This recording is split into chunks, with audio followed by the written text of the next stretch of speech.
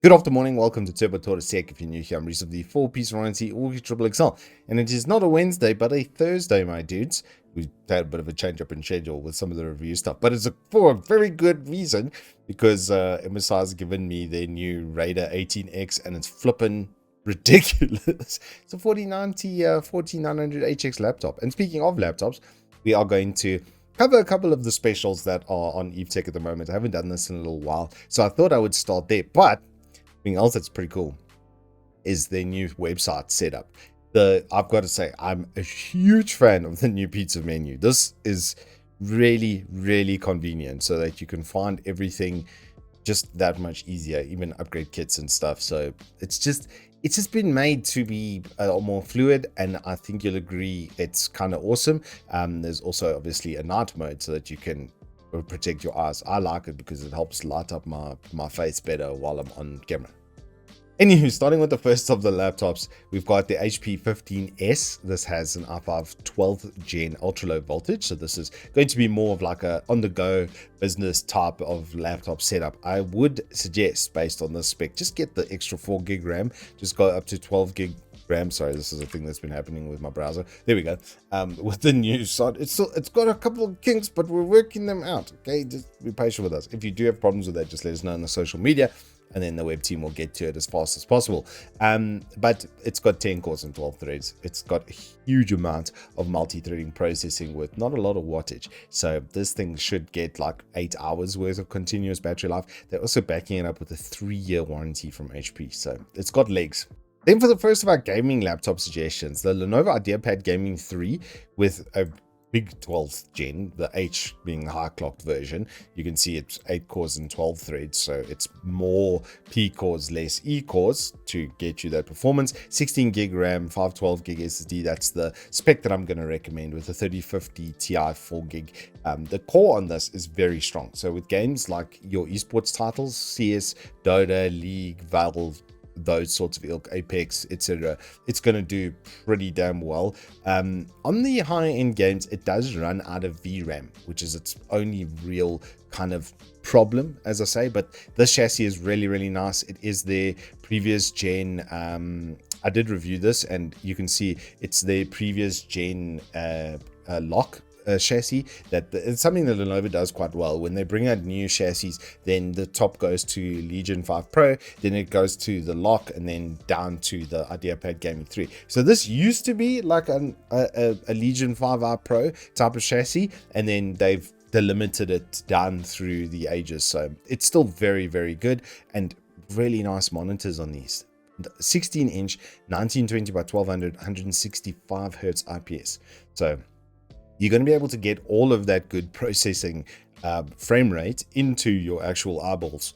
Moving up from there, we're going to go to HP Victus. i5 13th gen, so a little bit more on the processor, a little bit more efficient as well. 16 gig RAM default, which is, thank you, HP, well done there. 512 gig SSD, 15-inch 1080p 144 hertz IPS, and then that 4056 gig. And that VRAM bump to 6 gig makes all the difference on 1080p. You're going to be able to go from medium to high settings in all of your games, plus 40 series, all of the DLSS and frame generation stuff. So when you're playing like casual games and not esports ones, it does add a tiny bit of input delay. So it is more for your normal sort of single player games than your esports sort of titles. But in your esports titles, this thing is going to eat. Moving up from there, we go back to Lenovo with the LOQ. This is pretty much, I think, the best bang for buck gaming laptop around, because while it's the 12450HX, a little bit older, it's still got a very, very good clock speed. It is a little bit slower than the 13th gens, which is, you know, kind of seemingly not ideal, but 1 TB drive on this sucker, 16 gig RAM with 1080p 144 hertz IPS, and then the 4068 gig, and then that really just unlocks AAA gaming on this resolution, maxing sliders. Even before you consider frame gen, you're probably going to get 5060s regardless. Even in things like Wukong, it's still going to be able to handle pretty well. Okay, maybe not Wukong. Wukong, you always need frame generation, is basically what I've boiled it down to. Even my 4070 desktop card gets absolutely eaten by that thing on 1080p. It's kind of crazy, but this will be able to do all of that and then a little bit more. From there, we go back to Omen by HP with some serious sauce now.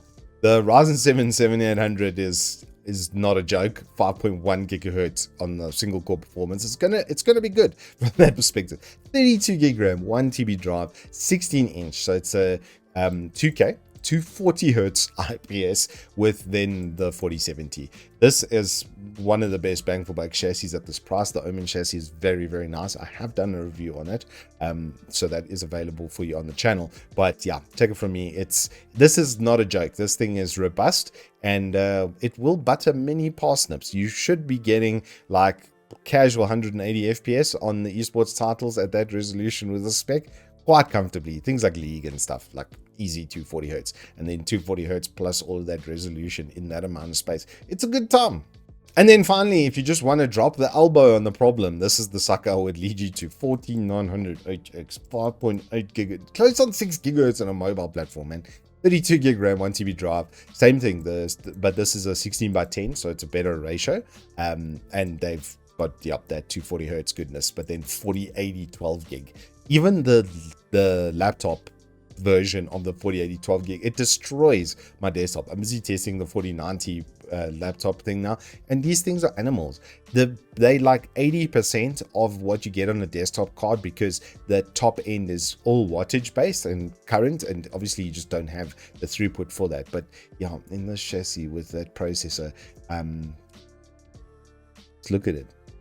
It's delicious. And then like the touch on this is multi-purpose, as you can see. It's very cool. When ROG says Strix, when it says ROG Strix on it, it's good time. Anywho, that is all I have for you in the buyer's guide for this week. I do hope you've enjoyed it. We do have a couple of reviews still coming up. I'm doing the entry-level keyboard and mouse sets from Gumdias, one of their ones that it's like $600, and it comes with a mechanical keyboard, which I'm literally using right now. It's a Hermes E5 combo. Kind of nuts. And then yeah, next week I got the engineering sample, the final version of the new MSI Raider 18X, which is a 65,000 rand 4900 HX 4090 4K OLED 120 hertz, just all of the specs just dialed up to 11, and I'm gonna go and ruin my life with that for a couple days and over the weekend, and then have to give it back. Thanks so much, MSI. Thank you so much. Really appreciate the experience.